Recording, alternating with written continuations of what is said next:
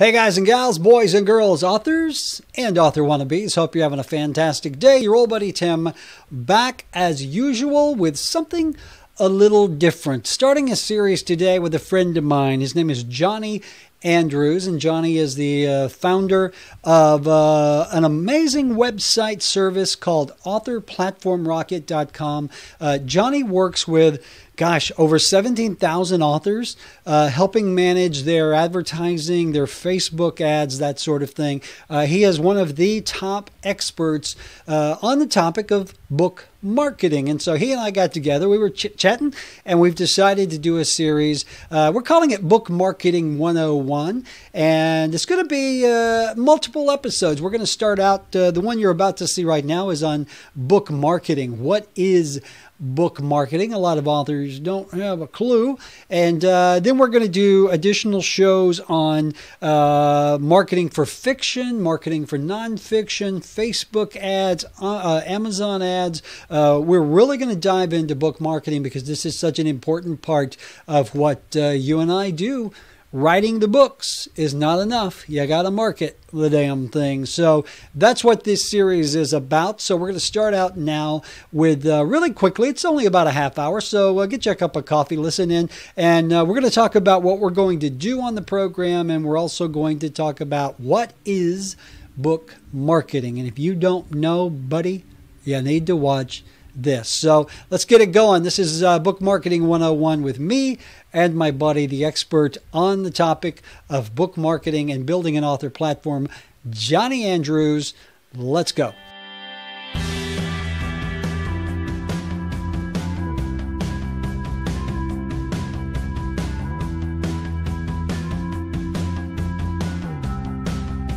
Hey guys, welcome to the program. Tim Knox here. As always, bringing you what I like to call wit, wisdom, and advice on the topics of authoring, editing, agenting, all those ING words that go into producing a book. And today, we are going to talk about another ING word, marketing. The topic of this show and a series of videos that we're going to do is going to be on the topic of book marketing. And you know, when I start thinking about book marketing, I think about all those experts out there, and then I realize, you know what? I probably got the best expert on the topic of book marketing right here with me right now with his mohawk and everything, Jonny Andrews. How are you, buddy? I'm great. Thank you very much. That was quite the intro there. How was that intro? Yes. Has anyone ever mentioned your mohawk in an intro before? Not directly. Someone mentioned that I looked like I had something of a receding hairline, which I probably do. I'm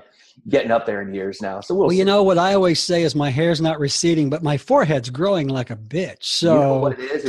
It's the cranial capacity pushing the forehead out. They say that the brain power kills hair follicles.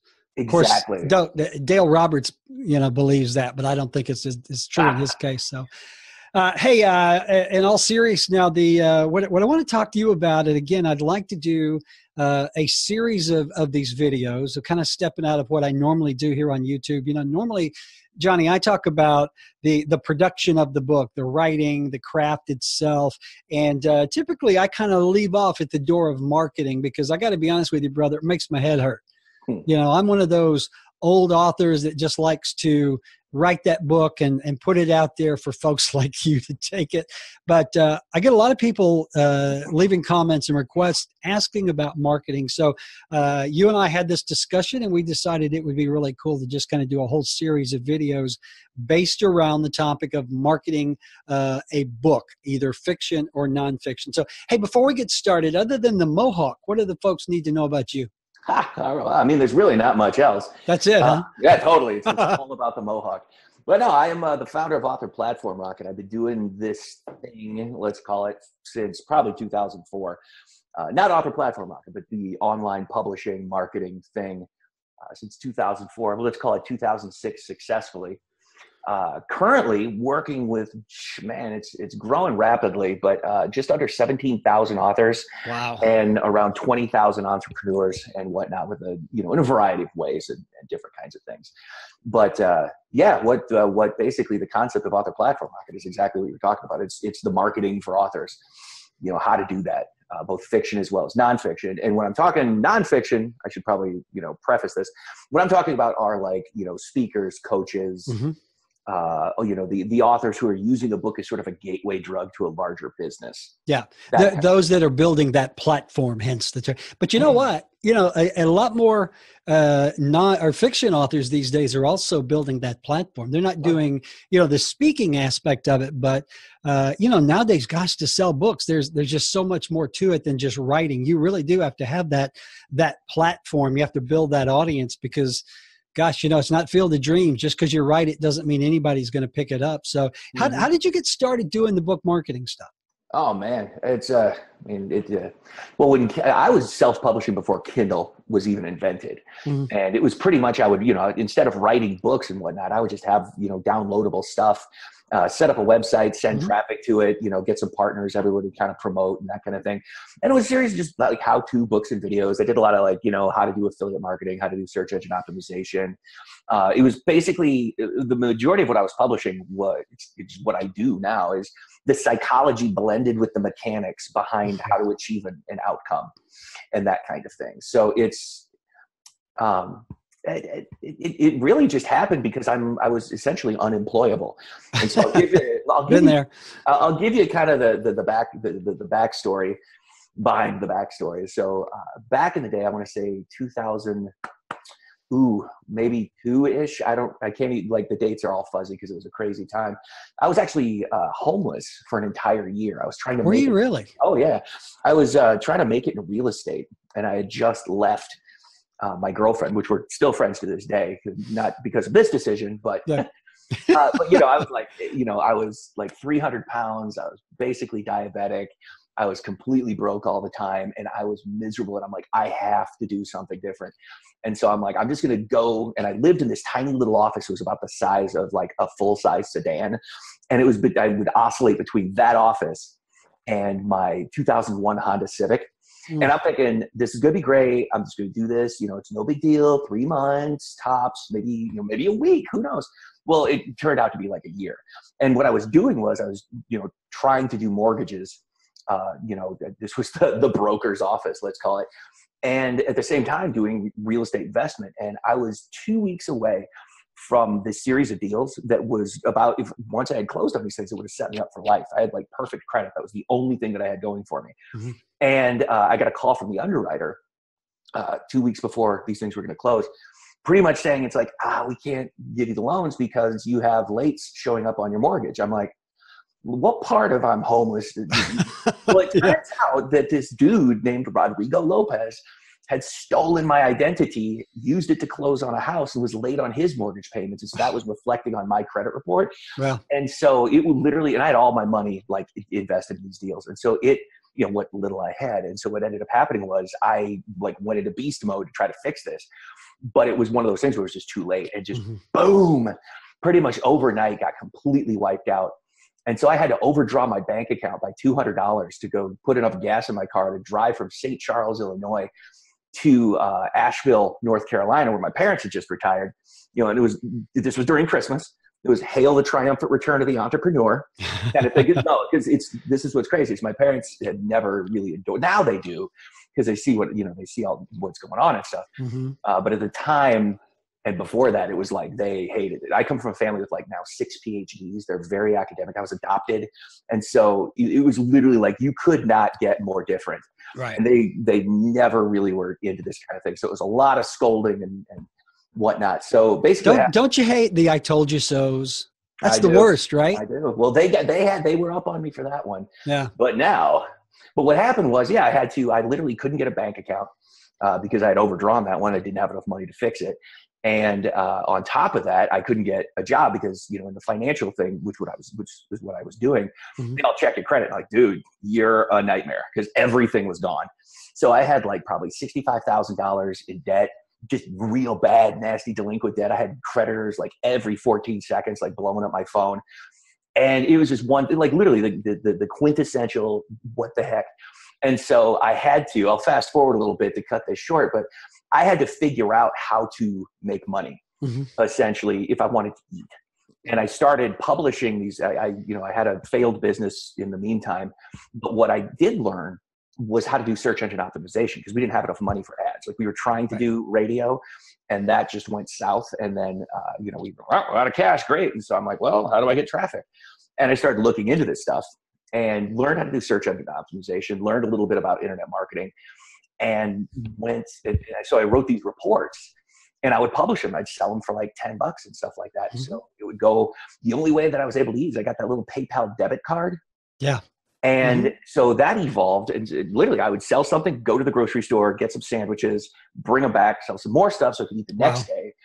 And this evolved over several years to where that I started going to ClickBank and creating different products. And then I would get affiliates to promote me. And I just remember there were, I would have to go to the currency exchange because I didn't have anything that they could drop that money into. And so every week I'd get this check. And I go to the currency exchange. You got the dudes like, with the teardrops on their faces and stuff. And over the course of time, these checks just started getting bigger. And so I remember one day I slid this $14,000 check to the dude behind the bulletproof glass. And he picks up the phone and he's like, it's that guy again. And they're like, clear it. And so I'd get, some cash and then these whatever cashier checks or whatever they called them. Mm-hmm. And it just kept going and going and going. And one day I woke up and I was going to go to the gym, and I went into my sock drawer and I had an envelope with like $64,000 in there. And it kind of like made me realize, I'm like, oh my God, I need to get my act together because this is not okay. And so I ended up like really hyper focusing, and with no credit, no bank account, literally no formal training of anything, ended up building this fairly successful business. Today, almost 800 level credit score. I actually have a bank account. It's like, you know what I love about your story is, and I'm an old entrepreneur. I was in a variety of businesses probably for about 25 years before I formally retired. That is how, that is the quintessential self-made entrepreneur. Mm-hmm. Homeless, living in his car, up to his ass in debt, had nothing going for him but his brain and his stubbornness. My dad always told me, boy, you are too dumb to quit. And that's what's going to make you succeed. That's exactly. And I hear that so much, but you and I was never homeless, but when it came to the online marketing stuff, we kind of followed a similar path because I had very successful software businesses. I got interested in information marketing. And this was back when eBay first came out, back in the dark ages. And I did the exact same thing. I got in, I learned it quick. I started writing these little reports on how to make money on eBay. And I remember, Johnny, the first time I sold one, and this was back, they didn't have downloadable things. You had to put it on a CD and put it in an envelope and ship it to people. And I think I was charging $8.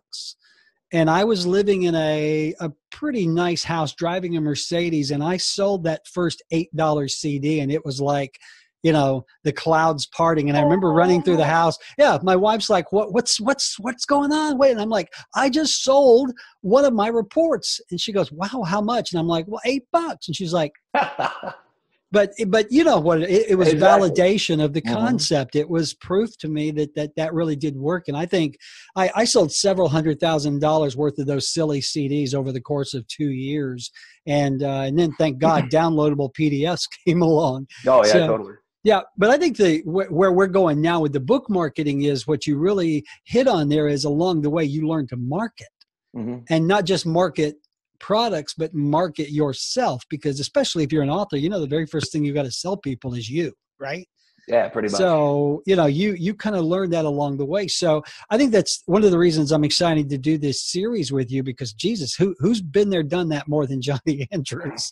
Well, there's plenty of people out there that I know a lot of these guys that have, gotten the crap kicked out of them through life and whatnot. And it's just, you're right. It's just like you just have the tenacity to sort of just continue doing it. It's a great motivating factor. There's so many, especially these young guys now that are doing, FBA and a lot of the Amazon stuff, same kind of story. But, and again, not to blow smoke up your skirt, but 99% of people would not have taken that step. They would have gone and got a job. They would have gone and worked in their dad's hardware store or something. Well, listen, it's not for lack of trying, though. I went to 68 interviews. And if you want a really funny caveat, so I am college educated. I did get a degree. And I'm not going to make you guess. I'm just going to tell you how unemployable I've been my entire life. The first job, the only job, I went to 68 interviews. Everybody turned me down. I couldn't even deliver pizza. It was crazy. And they wouldn't let me be a cashier. Like I started actually going for stuff that I'm like, oh, I have a degree, hey, look at this, the doors are opening. My first job, the only job that I could get was and I did it as a joke, and it turned out like within a couple of days, I was like their top dude, but I worked for the psychic hotline because that's hilarious. I knew that. Never took a paycheck from them though.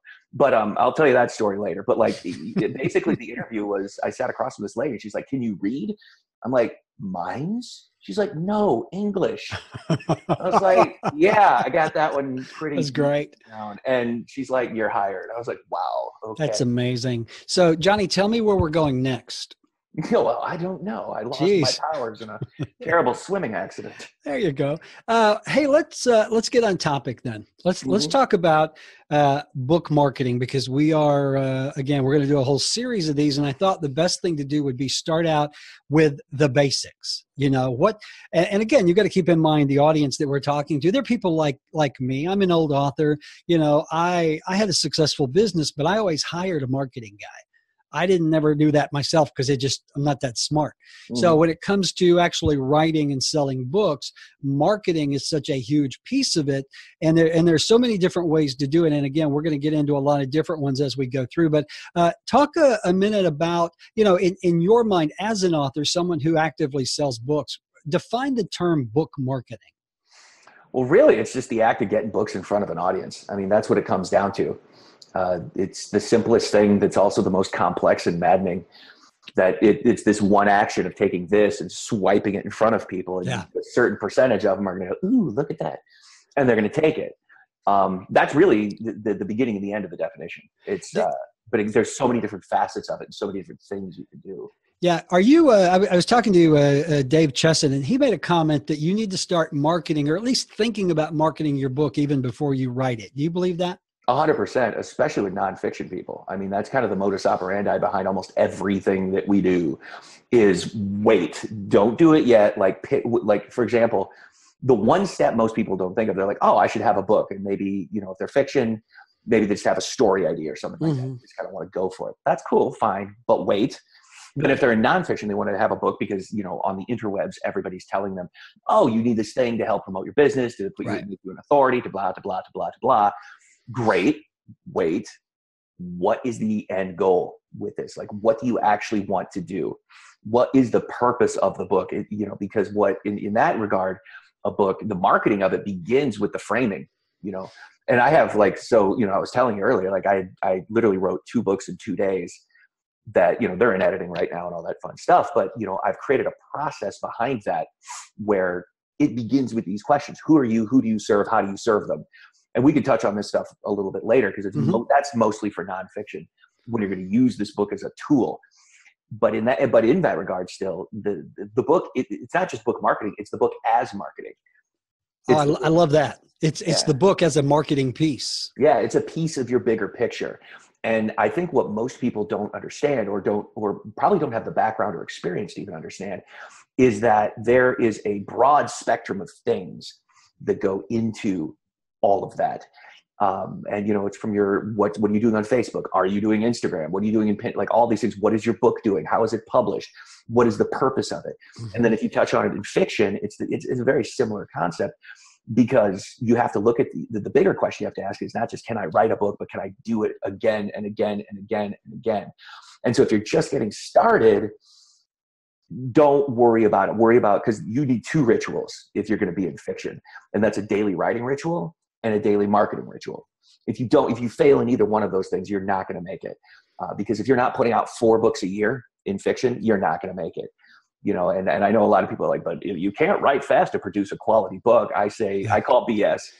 In fact, I say, if you don't write fast, you probably won't produce a good book, because it'll take you 6 years to do it. But that's so within that bubble, you then have to look at, who am I writing for? Where are they? What are they reading? And you have to really start creating on both fiction and nonfiction. Who is your avatar? What is this? Like, you write for a person. If you're doing, I don't know, alpha bad boy biker romance, not that I have not just you've ever read those. Not that I've even read those. No, we have so many clients that do this stuff. It's cool. But if you're going to do that kind of book, you have to know who your audience is, because when you're writing what they want to read, guess what they do? they buy it. Yeah. You know, Yeah, you really have to start. Who is it? Someone said you have to start with the end in mind. I think when you're a writer, you have to start with the audience in mind. Yeah. And really, and you make a really good point, because there are different approaches depending on whether you are doing fiction or nonfiction. And I think that at some point the marketing method behind them meets, but the way you write the book, the way you set up the platform are completely different. So, I want to do an entire show on just nonfiction and maybe more on fiction itself. But I think one of the things that you mentioned really struck a nerve with me is you've got to treat this like a business. I preach about that to writers more than anything else. The days where you could just write a book and hope to sell a bunch of them are gone. You really have to be an entrepreneur now, probably more than you have to be a writer, don't you think? Oh yeah. I mean, that's what it is. Is the book it's the book as marketing. It's your business. Yeah. It's actually not your business, which is funny. It is, you are in a business, but the book is not your business. The book is a product. Yes. Your business is audience building. You are an entertainer. That's what your business is. And so if you start shifting your mindset away from what, your business as an author to more of your business as, as this entertainer, someone who brings people unto them and then delivers this, Kevin Hart, for example, hilarious stand-up comedian. So he's an entertainer. You're in the same business he is. It's just, you're finding out who these people are and you're just bringing them into you, and then you present the product. And that's all it really is and be prepared to be giving something. This is a big one, because I have authors all the time, when we're talking like for an agency program or whatever, whatever. They're like, oh, I don't like giving away books for free. I spent too much time doing it. I'm like, well, give them something, because if you want to differentiate yourself, you have to differentiate yourself. And the best way to do that is it could be a short or like a prequel or something. You don't have to be full length, but it has to be awesome. And I have gone on to buy the entire back catalog of an author because I read one free short story that led me into this bigger world. And I was like, this is so good. And it was just, and they're like, full price books, and I don't care because I want them. And that can work for you. If you write it and it's good, and it's the same thing with nonfiction. If you're speaking directly to your ideal target market, awesome. And what's really great about this stuff is is looking at the entire ecosystem of marketing, is you can be giving away other kinds of things. And I'm sort of shifting a little bit more into nonfiction. That's fine. Where let's say, for example, you're in personal growth. Like, for example, we have an ecosystem now that does memory training. It's going to be doing, goal setting, memory training, like all these different courses within the personal development umbrella. And part of our engagement strategy within the marketing of this is to be doing about 2 Facebook Lives per day that are very, like, one of them is very short, extremely, like, we're going to take one problem that our market has, we're going to solve that. And then the other one is going to be more of a how-to, a little bit broader spectrum. And so we're just going to continuously burp this content into being, and it's all going to be directly related to the course. And so the next logical idea is, wow, if this is what they're giving away, imagine what they're charging for. Right. Kind of thing. And so we're also working on a book for this. We used, it was before I had my method. So it's taken a little bit longer in editing than we like, but that's okay. Now that we have my method, we're all good. Yeah. We're all good for the next book, mind you. Yeah. But we're going to be using that book then as a lead generator, because we publish it broad. And so if you're, in business, and you have a back end product that book is pre-framing, it would behoove you not to be doing Kindle Unlimited, because you're not, that book isn't there to make you money. Yeah. And so this is another huge thing is you have to understand the bigger picture concept of the business that you're in. What is the role that this book plays in the larger picture?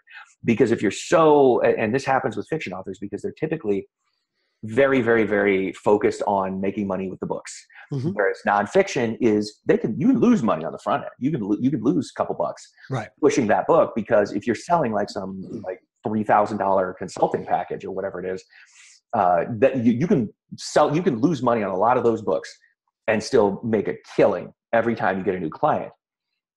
And so, with fiction, it's a little different, because you have to be like, okay, you have to really look at your sell-through rate, and you have to, I wouldn't even start marketing the book itself until I had a big enough audience to make a dent. And so what I would probably do in terms of a strategy if I was going to do fiction and I only had one book, is I would work my butt off on that daily writing ritual and get myself, and this might take a year, I don't know, but get yourself to the point where you have 10,000 really awesome subscribers that you have built by giving that book away for free. So you're going to lose money before you see a dime in return. It doesn't need to be expensive, but you have to understand that that business is, you know, it's going to take longer than you expected. It's going to be a lot harder. You're going to make mistakes. And if you're in that first year of it, that's called cutting your teeth. You're going to take your lumps.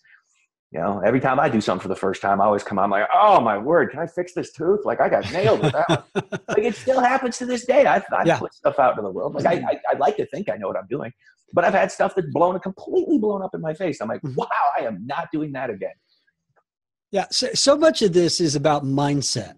Mm-hmm. You know, and again, okay, the fiction author and the nonfiction author, they have two very separate or very different products and very different mindsets. The fiction author, his books are his products. I mean, primarily that's how the fiction author is going to make the money. That's how they're going to build the tribe. You know, they're going to have the backlist. But the nonfiction author, the books are more of a marketing tool, which primarily a lot of these guys, you know this, they use the books as a lead generator or something just to get people in their funnel where they can then make a hell of a lot more money on coaching and that sort of thing than they can just selling books. But I think it is a very important point that you make there, Jonny, is that mindset. You got to figure that out going in. And I really like what you're talking about there, where if you're a fiction author, you really need to spend some time writing and get some products out there, because and this was the Hugh Howey model. You know, Hugh, who is like the most famous, successful self-published author on the planet. You know, when I had him on the show, he said, you know, my plan was to write books, and he didn't even market them. He would write them, he'd publish them, he'd go write another one. And in his mind, once he got 5 or 6 books in his backlist, if one of those books took off, then they'd have something else to go read. You know, it's exactly what you said. If I read an author and I really like it, I'm going to go see what else they've got. And that's exactly what happened with Hugh. He was, I think he was 7 or 8 books in when Wool finally generated an audience. I read the crap out of those. Oh yeah. And then his entire backlist started selling, and that, you know, but so many authors, they write that one book and then they get out there and they spend every nickel they have on marketing, and usually without learning how to market. And it doesn't work. They get discouraged and they never write another book. Well, in fiction at that moment, it's the wrong time to do it. And I tell you, I get so many people. You should just see our support department sometimes with like requests for all sorts of things. And we work with, we work through Readsy also, which is an awesome platform. And I've done some Facebook Live with them to kind of help to better, stave off this problem. But pretty much daily, not so much anymore since I did the talk about, okay, this is when you hire a marketing person. But pretty much daily across everything, I have these like zygote level questions coming, and you can just tell this person has no concept of what they're doing. And typically the response is, if they're in fiction, I give them links to write, publish, repeat. I think that is literally the Bible of self-publishing when it comes to fiction authors. Nothing, in my opinion, has ever, it is the best. I read it like 5 times, even though I haven't written fiction in years. That and then I give them, just links to the podcast where it's like, okay, this is your mindset. This is what you need to expect. And after they are indoctrinated, a lot of them quit because they weren't ready for that. It's like, oh, I'm not even, because you have a choice. You can be a hobbyist and there's nothing wrong with that, but don't, you have to really temper your expectations, because I think a lot of people get into this thinking, if I write something, the world will beat a path to my door. Yeah. That will not be the case ever, ever, ever. Like, it is so hard, and there's so much work that goes into this, especially on the fiction end. I mean, we work with some of the higher level agency people doing 6 figures a month in book sales and things like that. Well, a lot of them took a long time to get there. Very few of them woke up one day and said, "Oh, you know what? I'm going to write this huge sci-fi series, and I'm going to suddenly be awesome and famous." No, what they did was they spent years, probably 3 years at least, just getting their books out there, finding their audience, learning how the two things like gel up together. And then they spent tons of time and tons of money learning how to do things like Facebook ads. And it's, there's a learning curve if you've ever seen one, Yeah, those Facebook ads, man. I'm just going to call you. I'm not going to. Really quickly, the time we have left, I want to talk a little bit more about what we're going to cover on future shows. But one of the things that I'm seeing a lot now in fiction is the rapid release. Especially you see this a lot in sci-fi and some of the other genres like that, where they'll release, let's say they're doing a 4-book series, they'll release the first book, and then 2 weeks later they'll release the second, and then 2 weeks later they release the third, and then 2 weeks later so really they're releasing 4 full-length books within about a month and a half, 2-month period, and getting that hopefully that massive traffic quickly. Your thoughts on that? Because I've seen it work wonderfully and I've seen it fail terribly. Right. Those my thoughts are kind of the same thing. If it's working for you, if it ain't broke, don't fix it. Yeah. We have clients who are doing a book a week. Obviously, some of those are working with ghostwriters and things like that. But even people who write their own stuff. Especially in romance. I call it, I really love that genre, but I also kind of refer to it not in a derogatory way, but like the petri dish of book marketing. Yeah. Because what it is, it's like, if you think about bacteria in its life cycle, it's going to grow up and die and grow up and die and grow up and die. And there's going to be 85 generations of evolution happening in this little dish in a very short period of time. And the same thing is happening inside of romance, where they're just constant output into this market. And so you get to see the ideas be spawned, grow into these teenagers, and then die, and then something else takes its place. And it just happens so quickly. Whereas the other genres are still kind of something that stopped working in romance 2 years ago is probably brand new there. And sci-fi or whatever it is where they're doing a rapid release, that usually indicates that they wrote those books last year or something. Yep. And they just held on to it until they had all of them. And that tactic is actually a tactic out of write, publish, repeat. And so if it works for you, because here's the big trick, if you have the traffic and you have the partners, there's really 3 things that you need for these things, which is you need email traffic, you need your in-house list, you need partners to everybody hit send. That's your rocket fuel, because it's a finite resource that you could use once.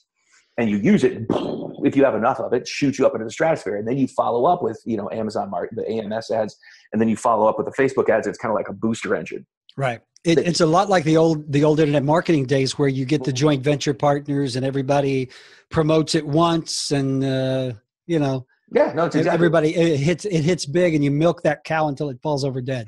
Oh yeah, I did that a lot. That was the entire same year. Yeah, that was the entire team of my original business model was get friends, hit send, everyone gets paid, let's have a party.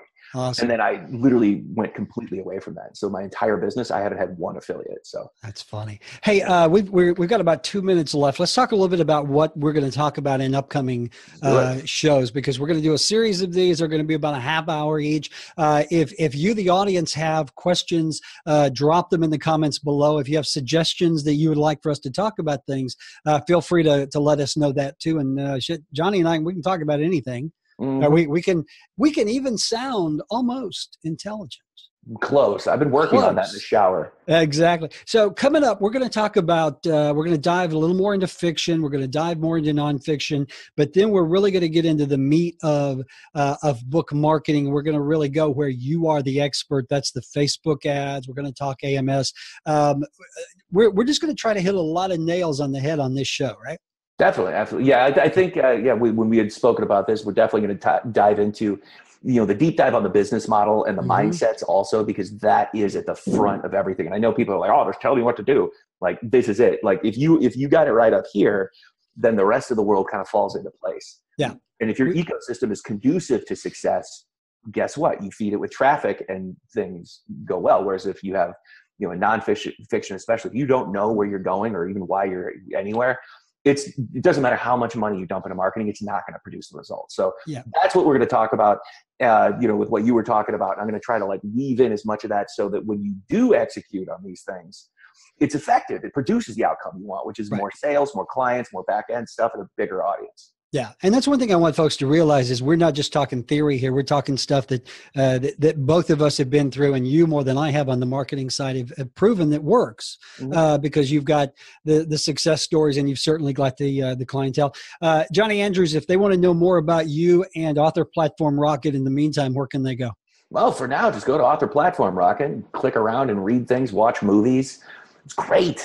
It's great. It is. I love that. Is that your motto? You go to that website and it just says, it's great. It's great. You'll love it. All right, buddy. Hey, we will be back on. We're probably going to release these about one a week, unless demand forces us to really do more. If not, I'm good with it. Yeah. All right. Good deal. Yeah. I like that bottle behind you. Is that alcohol? Oh, that's all alcohol. My wife, my wife is one of the highest ranked ladies in the liquor business. So, wow. Have you heard of Fireball? I have heard of Fireball. Well, that's why. Is that right? She's good at what she does. Yeah. We're gonna have to talk offline here. 300 to 1,200 people underneath. She's at some crazy thing right now. That's amazing. Teams and planning and. Look at you. You came from a 300-pound guy who was homeless to being wealthy with a beautiful family and a wife that invents alcoholic drinks. Well, she didn't invent it. She just sells the crap out of it. Wow. Is this a great country or what? America. All right, buddy. Talk to you soon. All right, see you.